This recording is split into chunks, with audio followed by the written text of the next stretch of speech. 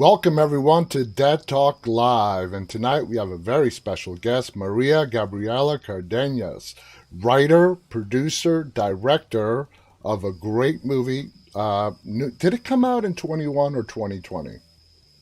21. 21. July 3rd. Okay. Yeah. Brand new movie called A Dark Foe. It is available for rent or purchase on all the major digital streaming outlets. And we are going to be dissecting this movie because it has so many layers to it that we have a lot to talk about. First of all, Maria, thank you for joining us tonight. How are you doing? I'm doing great. Super excited to talk to you about A Dark Fall, and thanks for having me. It's my absolute honor and pleasure. And let's get right to it. You co-wrote this movie, and like we said, directed and produced. But let's start with the writing part. You co-wrote it with your father, Yeah. who's also the star of the movie, Oscar Cardenas. Was this the first time working with your father? No, it was we've been working together for I would say like about 6 years, let's say. Mm-hmm. Like our since I grew up when I was a little kid, my love for film started because of him. Okay. He showed me all the thrillers, horrors, anything you can think of. He was showing me all of it. So like Hitchcock, like we were a big fan of Hitchcock. That was like our main like the thing that brought us together. Yeah. So I came to LA to pursue my career in filmmaking, and the acting was his dream all his life. But he got married too young, and to take care of the family, like he stopped acting. So when I came to LA, I started doing short films, and I told him, why don't you join me? And since then we work together, and I think we work together very well because we're so passionate about what we do and telling stories that working with him is the best. It's the best, and I think we're on set. Like he does respect my role as a director, and I respect his role as an actor. Like we do take each other seriously, and I think that's why we work very well, and we haven't like separated or anything. Like, okay, enough. That's an awesome story. Now, he is listed as your co-writer. How much Yes. writing did he help you with for A Dark Foe? Well, like most of it. Oh, He came up with the idea of A Dark Fall, actually. And then one day he came and pitched it to me, and I told him, we have to do this as a feature, because we've been doing so many short films that it was like the time to like step it up. no, And yeah, and so yeah, we co-wrote it together, and he lives in Venezuela. So it was a lot of like FaceTiming and working like that for hours and hours at night, and we made it happen. now, was it immediately known when you guys were writing this that you would be directing and he would be the leading star? For sure, yes. Okay, that's I that. think that's how we work, I think. Well, Yeah. it worked out great because he was amazing. He's a great actor, and I want to see more of him. Now, let's start dissecting this movie because A Dark Foe has a lot of layers to it. Let's start with the Native American aspect of the movie. Okay, All right. how did you Yeah. guys come up with of all things, the Native American uh, being such a core foundation of this film? Well, we thought of the Native American because we were thinking like what kind of serial killer, or you know, can what kind of serial killer have people not ever seen, before on screen, or what hasn't been done so much of.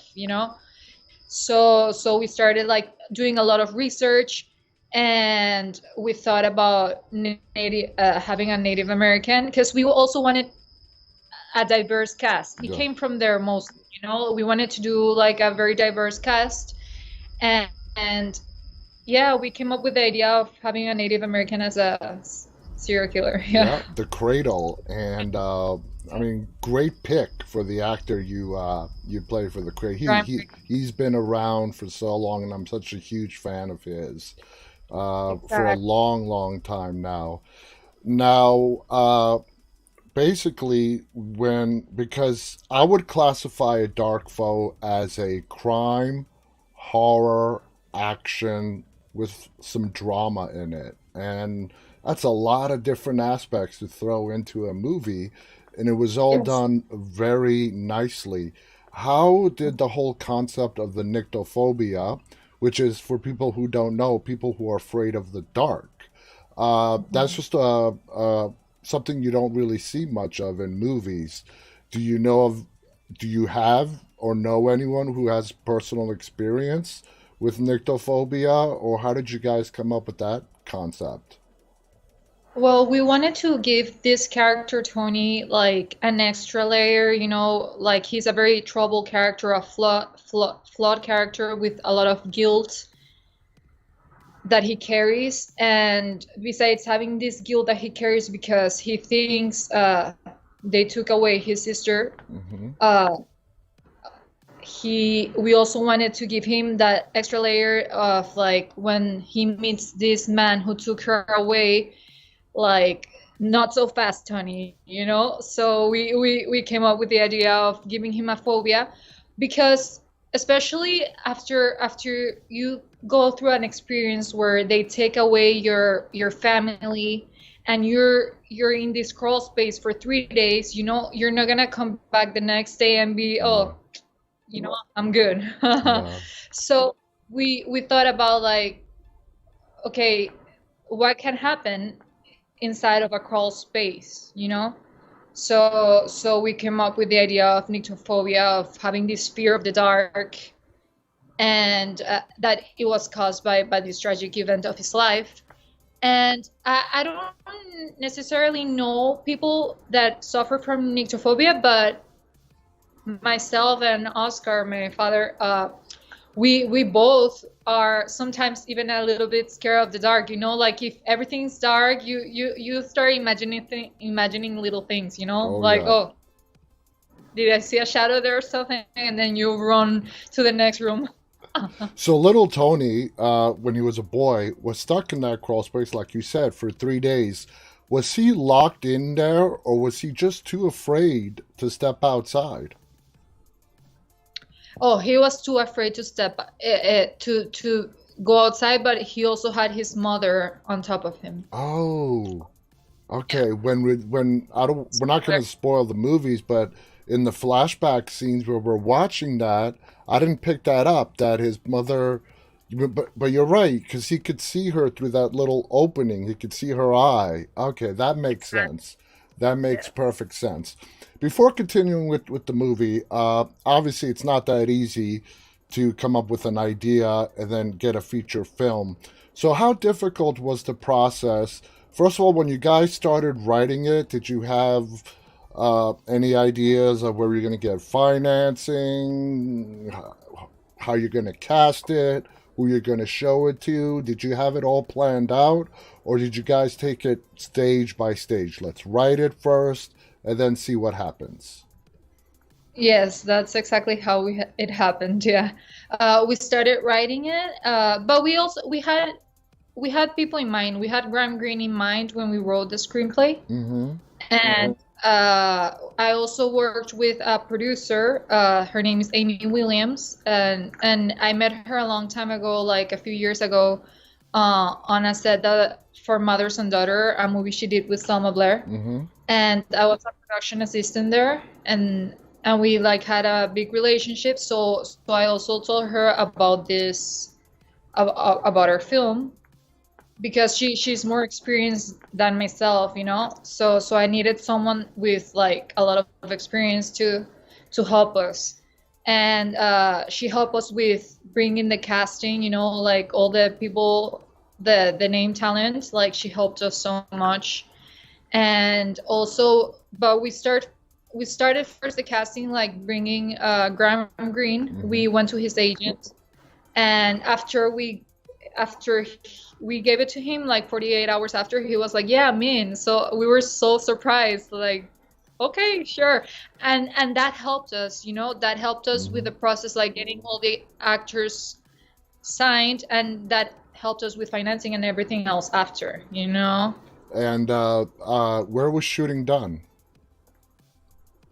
Here in LA. In LA. Okay, okay. And yeah, like I said earlier, it had a great cast. Let's not forget Bill Bellamy, who's also in it, and he was, Exactly. yeah, and he Yes. was great in it as well. Now, did you have a studio before you started filming, or did a Dark Foe go through the film festivals and then it got picked up? We went through the film festivals. We started doing that in 2018, but we stopped because of the pandemic, Mm-hmm. you know?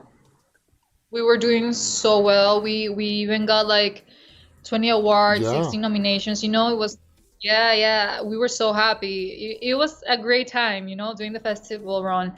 But then, COVID hit, so we kind of like took a step back because we didn't want to do it like virtual festivals. So we started reaching out to distributors, and thankfully, Vertical Entertainment reached us out. Yeah. That's awesome. That's awesome. Now let's get back to the movie. I love hearing stories on how just concepts of movies start from a person's mind to the script and end up going to the big screen.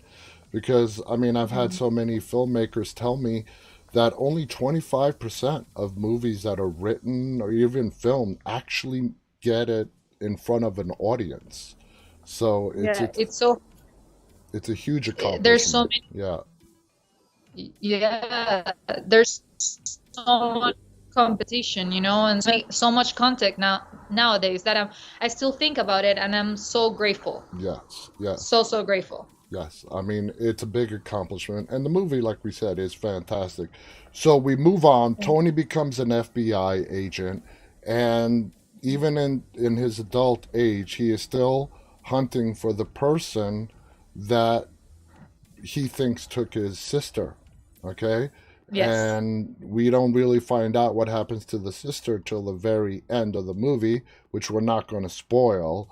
Um, the process that he has to go through, and there's some pretty horrific scenes in the movie, and it shows a really dark side of prostitution, of people, humanity itself.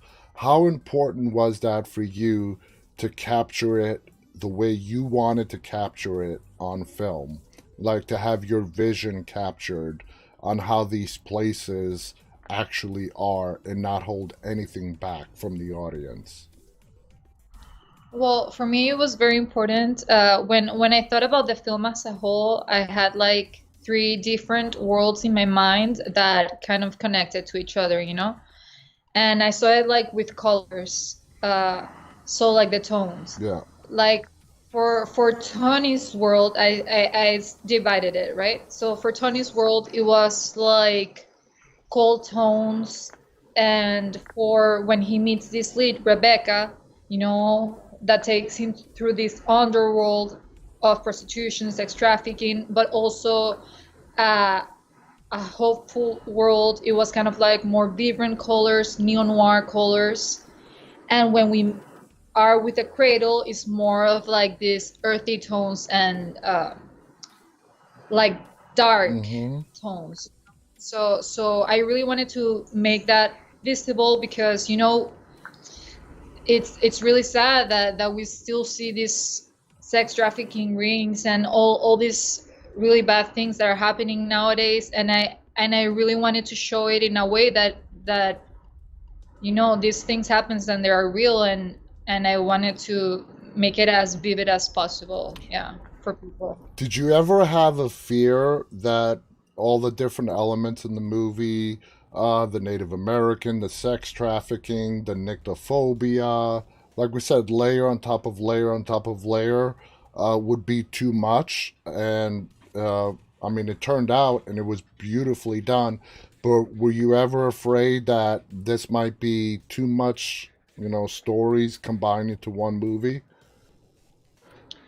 I definitely thought about it, but I think in my humble opinion, I believe that the story works in itself, like Tony has to go through all these different layers in order to find justice for his family, right?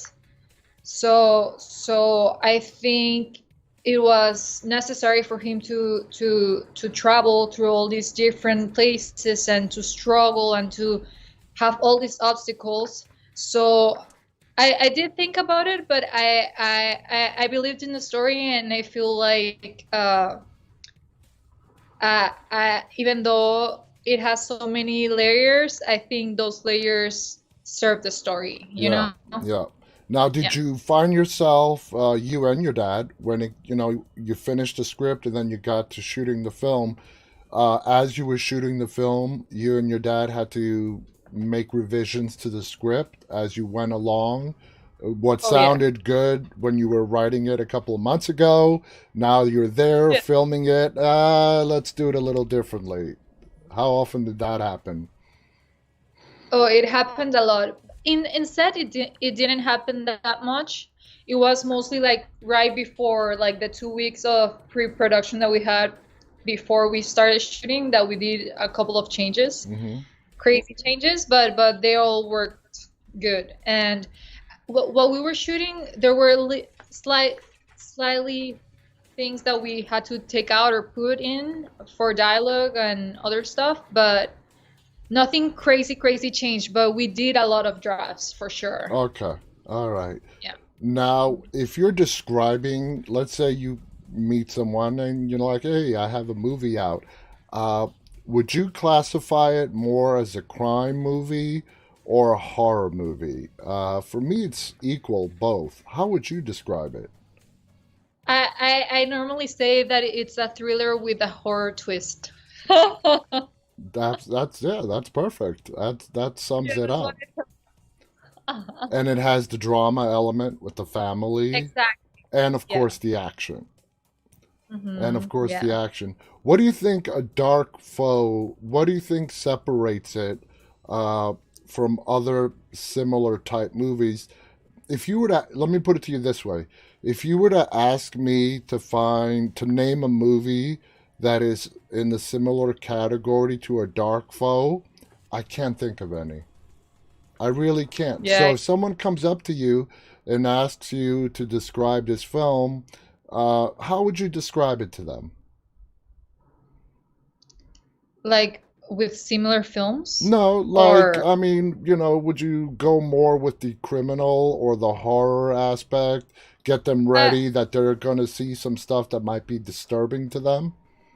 oh, well, no, I would go more towards the crime aspect of the story of this guilt-ridden FBI agent who suffers from this phobia that was caused by the abduction of his sister and the murder of his mother. Yeah.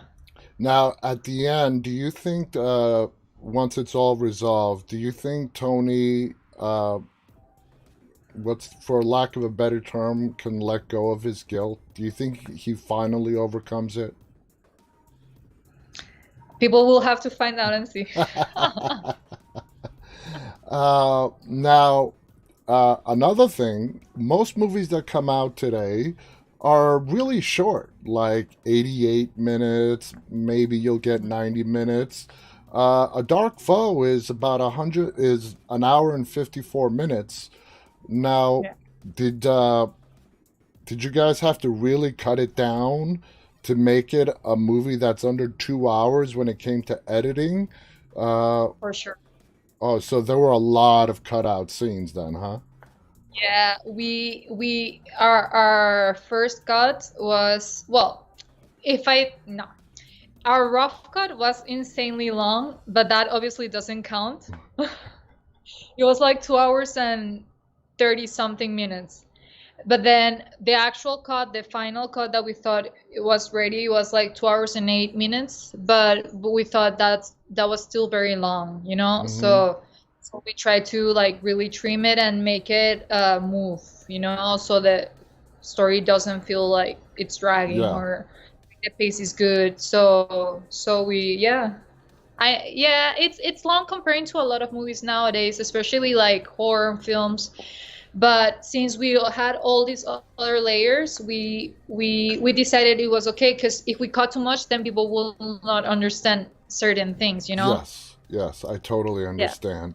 Now let's go to the Cradle's daughter. Okay.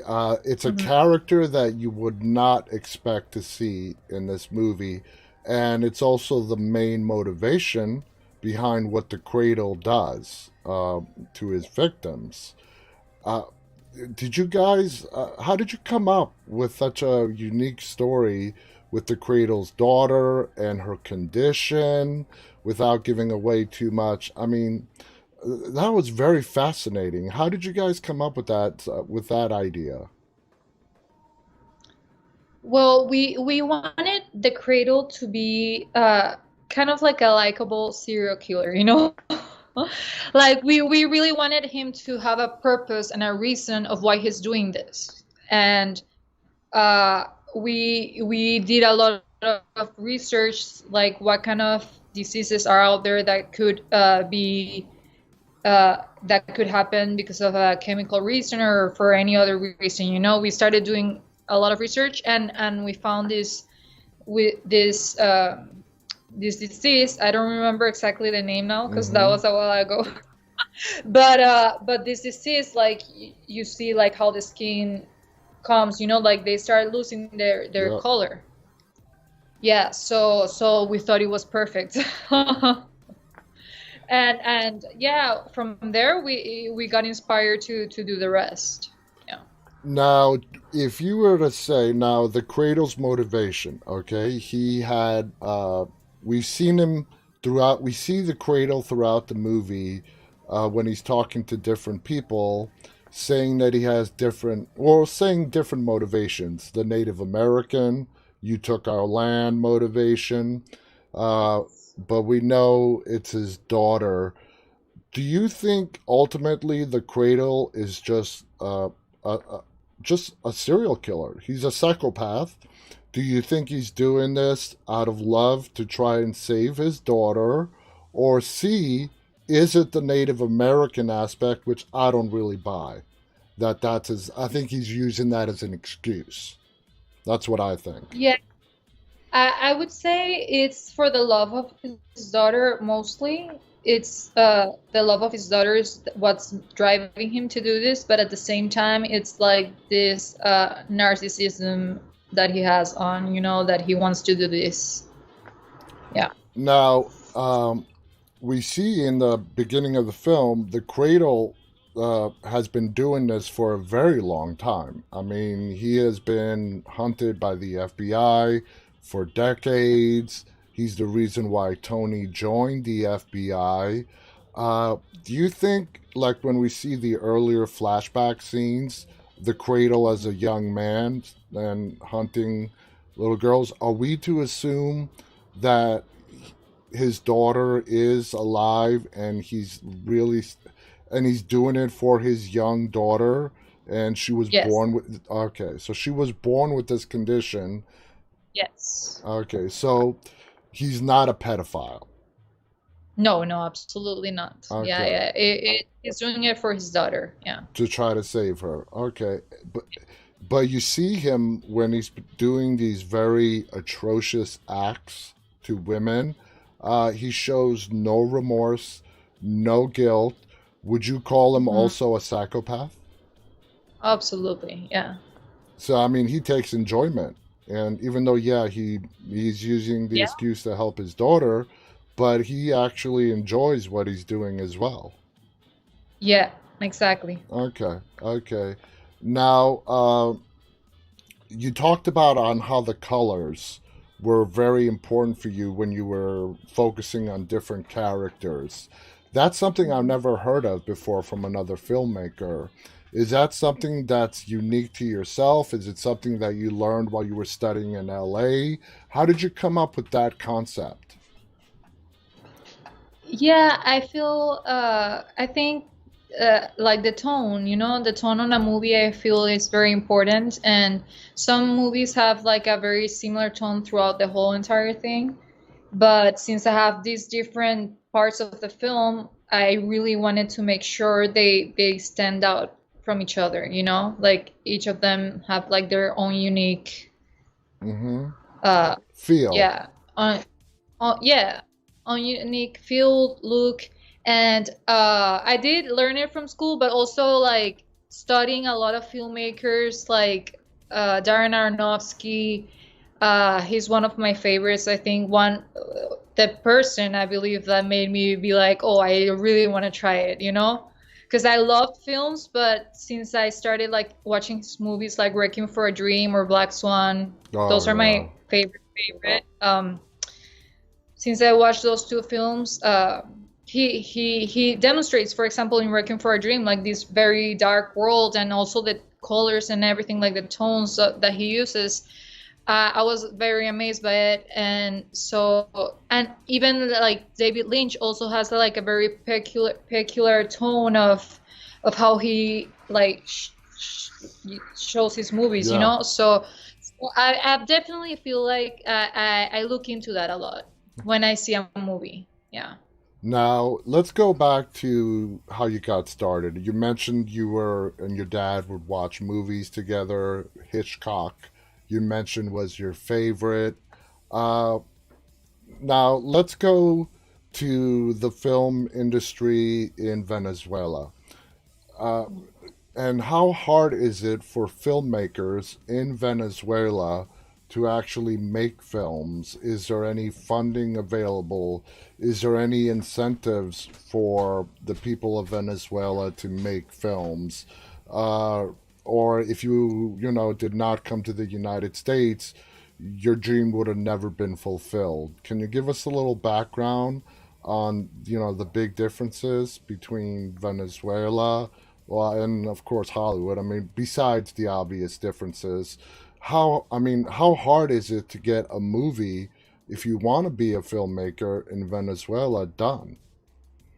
Oh, I think it's extremely hard, especially with the situation that's going on right now. Venezuela is like in a crisis. So I feel like the industry, the entertainment industry there, like died a few years ago, more than a few years ago.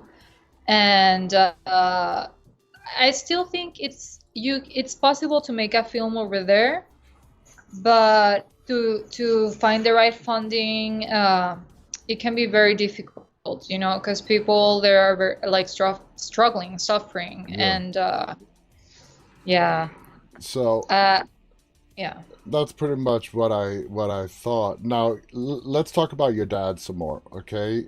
He was the lead actor in A Dark Foe. You said he started out, he wanted to be an actor. He became a dad at a very young age, and he had to put that aside. How much fun did he have being in front of the camera and acting for you in this movie? Oh, I think he had fun, but at the same time, he always tells me that he was like uh crazy because like he was having fun, but this character, Tony Cruz, goes through so much that he always had to be in that state of like of the character and Hmm. what he was going through. So it was like fun and torture at the same time. Now that he's had a leading role in a movie that is doing very well, is being very well received by critics. It just came out several weeks ago. Does he want to pursue acting further, Oh, whether for it's with you or not? yeah, definitely. Yeah. Is your dad in the United States or is he in Venezuela?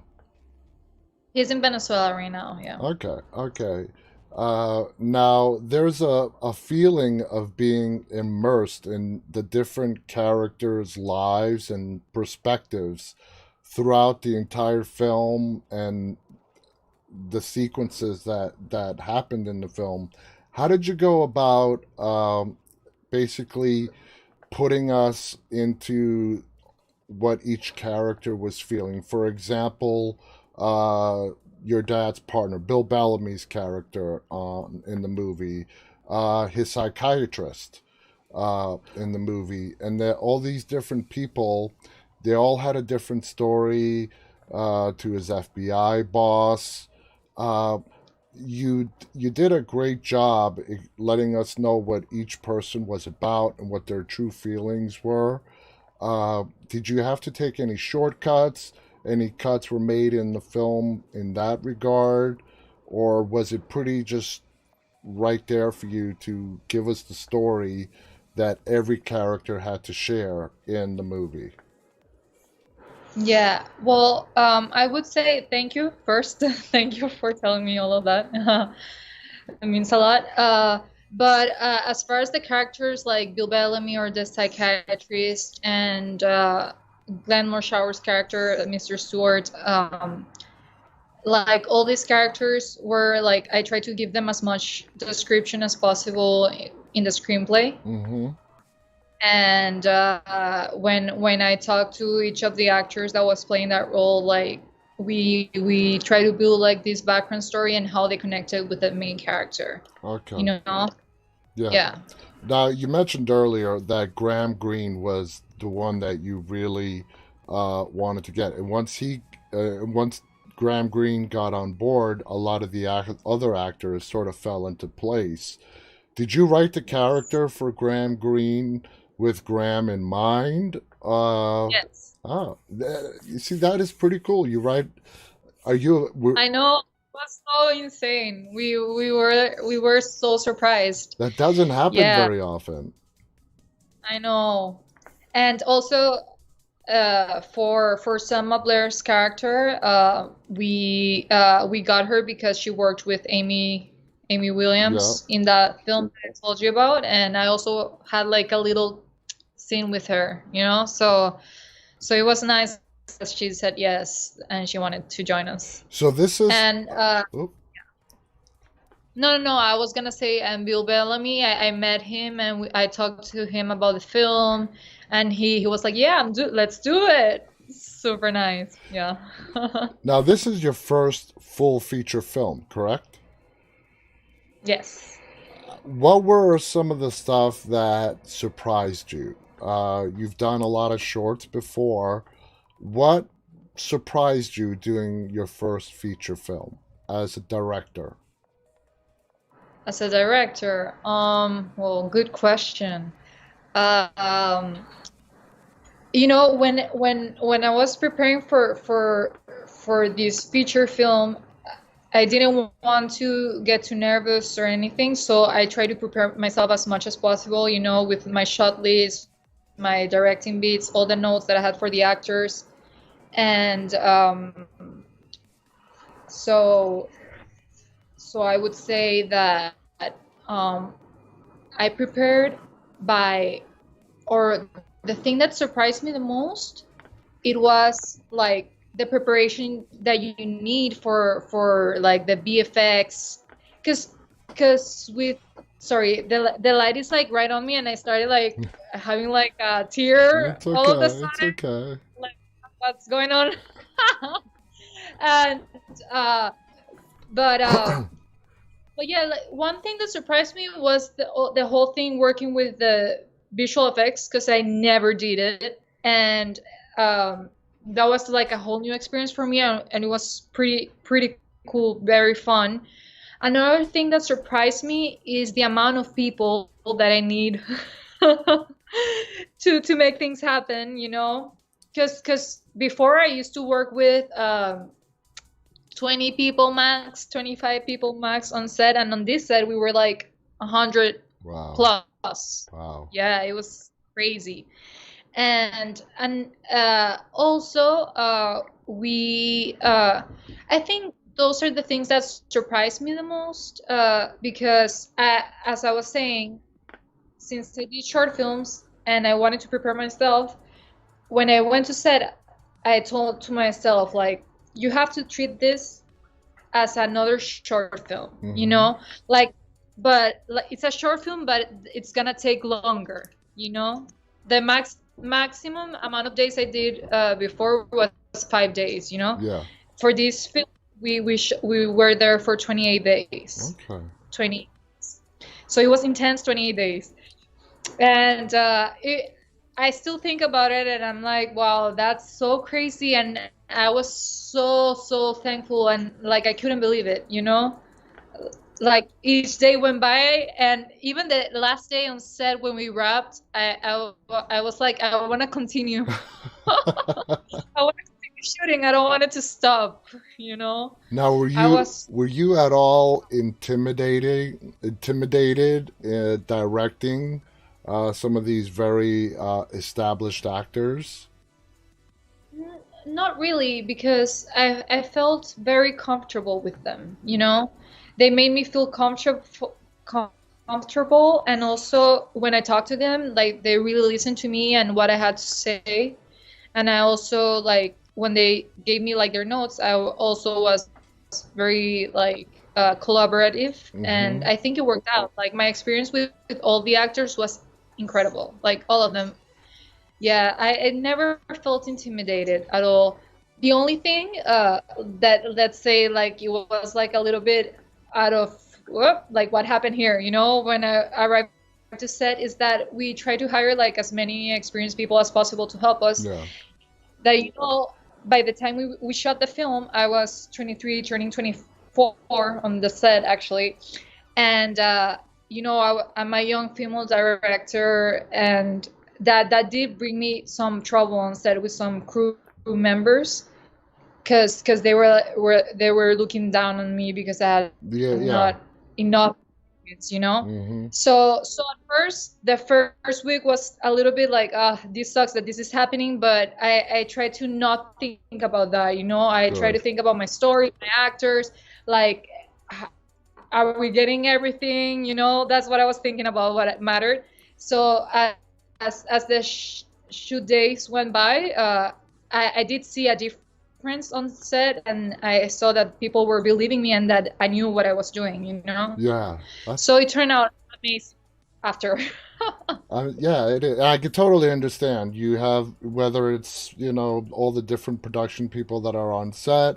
They're like, wow, here's this 23, 24-year-old woman, and she's my boss, And some people just whatever. That's their issue. Let them deal with it. Now that you've got your first feature film under your belt, and it's gaining success, it's gaining momentum as time passes on. Have you noticed any more doors open up for you as far as writing, directing, producing, as a direct result of A Dark Foe?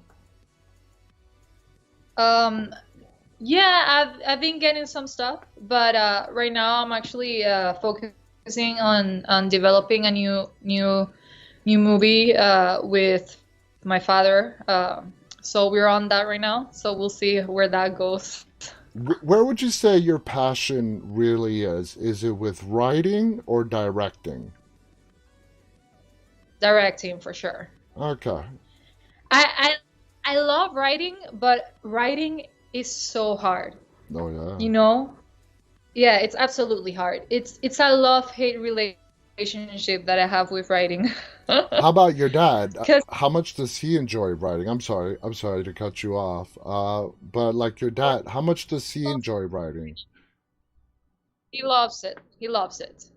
Yeah, but I think we both have like we have to write, but it's a good like frustration, you know. I don't mean it in a bad way. Mm-hmm. It because you're on the page, but sometimes you have like these great ideas, but you don't know how to translate them onto the page exactly. So it's a process, you know, Yeah. and that's why I think it's the love hate thing that I have with writing, because I wish you could just write and it's there, you know. So I would But assume no. I would assume then that if you get approached with a script from a studio or a producer or whatnot, and you like the script that you did not have to write, you would have no issue taking it on and directing it, right? Oh, for sure. No, I would love to. Please. How, I mean, now let's go to the horror genre for a little while.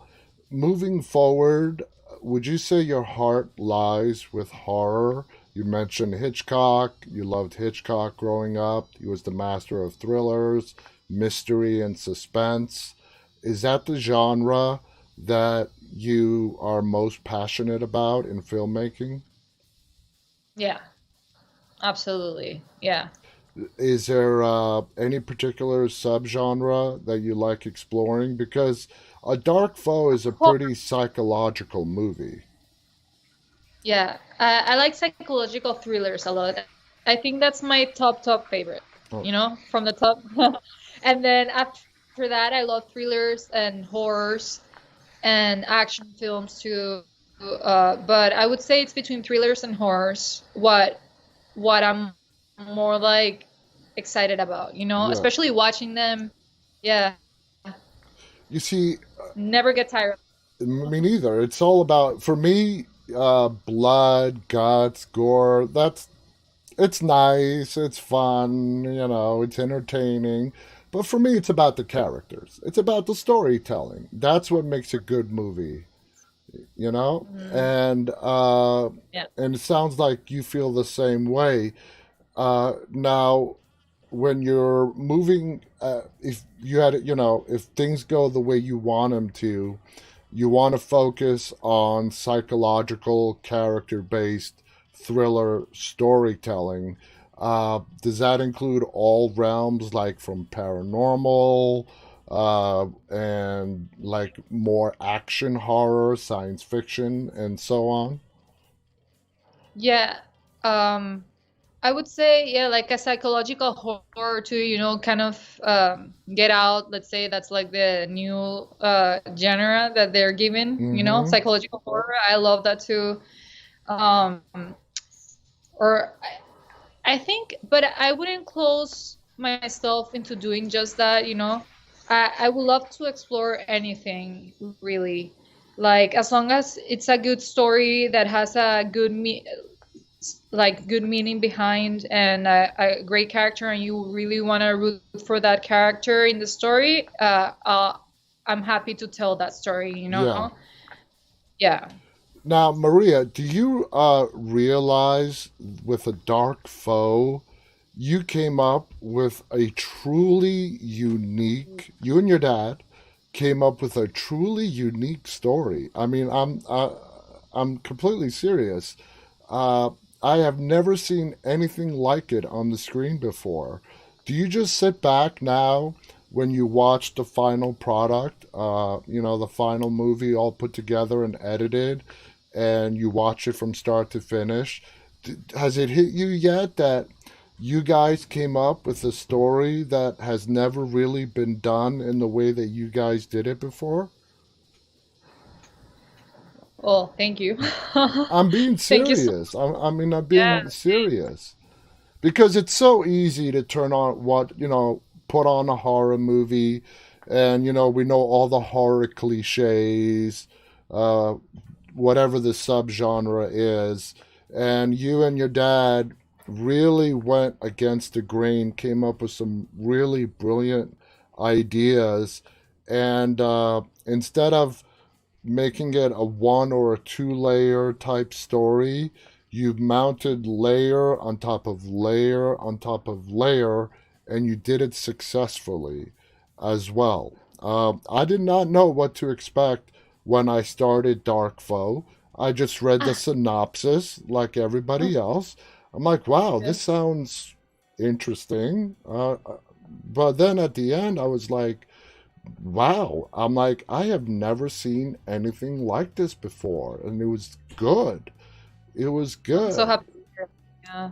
Yeah. And it's not easy to do. I mean, you're talented. You're obviously very talented because if everybody could do what you pulled off in A Dark Foe, we would be seeing a lot more unique stories out there than people following the regular horror playbook of whether it's slasher movies or paranormal movies. So I just I wanted to let you know and to see if you fully realize what a unique story not only did you guys come up with and you managed to nicely put it together on film, So again, congratulations on that. You know, Thank you. Thank you so much. it's not as easy as you think. What was Yeah. what would you say was the biggest challenge in those 28 days of filming that you had to overcome? I think time was the challenge. We had so much to shoot, that it was like, okay, we gotta get the scene. So I think, yeah, getting everything that we wanted was very important to us and very challenging. We had to do like go overtime and get things done, and also again, I would say the VFX. Yeah. Now the which part of the VFX impressed you the most? Was it the stuff that you saw in the editing room on how they took what you shot and made it look so real, or was it the shooting part that was impressive and challenging for you? The post-production part was incredible, because we saw what the artist did, and we were so impressed and amazed of what he did, as the phobia goes. Yeah. And but for the shoot, it was hard. I say it was hard because we were literally like just leaving it to post-production. We were trying to shoot like the camera angles and doing everything. So it was like either this is going to work or it's not. So that's what got me like in my nerves all the time. And I was like FaceTiming the VFX person, like, oh, we're planning to do this here and here. Uh, do you think it's gonna look okay? So. Did But you did you have complete control on the casting of the movie? oh yeah, yeah. Uh, was there any particular role that you really had to go through a lot of people to audition to finally pick the person? Like, let's say, for example, Tony's mother. Oh, for her it was easy. We saw Julie Gonzalo and we were sold with her. And I think we had a hard time with Rebecca. Oh, Yeah. okay. Yeah, it was hard to get a Rebecca until we met Kenzie, actually. But before we met Kenzie, the actress that plays Rebecca, we were going through a lot of people. Yeah. Yeah, I want to talk about the twists involving Rebecca, but we can't. We can't. Yeah. That's gonna spoil a lot of stuff. But I love that twist. Is that something, without talking about the twist itself, that you and your dad came up right away when you were writing the script, or was it just an we, idea? we really wanted it. Yeah. I'm a fan of film noir, and he also is. So we had to. Now, moving forward, you said you had some projects in the works. What can you tell us about what you have currently in the works? Yeah, well, we have two horrors actually. It's more psychological horror, let's say. Let's classify it as that. Yeah. But we really want to dive into it a little more. And yeah, we're still writing it, so I don't want to say too No, much no. because it may change. Absolutely, absolutely. And we look forward to watching. I look forward to watching a lot more of your stuff. You're Oh, still thank so young, and you have this full featured film now that is getting great reviews by viewers and critics. And the way the movies are right now with COVID and how distribution works, it's not like it was even 3 years ago. A lot of movies gain success not immediately, unless it's a big blockbuster box office, big budget film. you. Uh, Yeah. Movies nowadays, the majority of them get recognized as time passes on and word of mouth.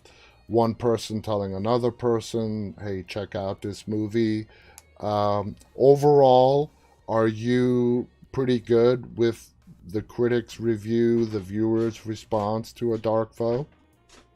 Yeah, absolutely. But I want to people continue watching the movie and spread the word. Yeah, for sure. Exactly, exactly. And that's what we're doing here. We're getting the word Thank you. out on the Dark Yeah. Foe, and I'm recommended to all my viewers.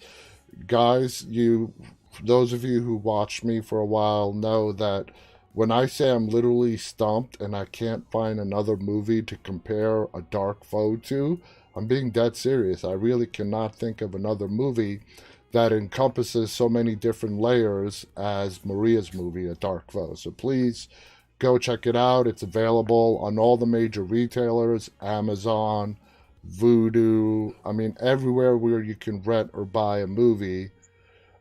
Is there any plans in the future, as far as you know, for a Dark Foe going to a subscription service? As far as you know right now?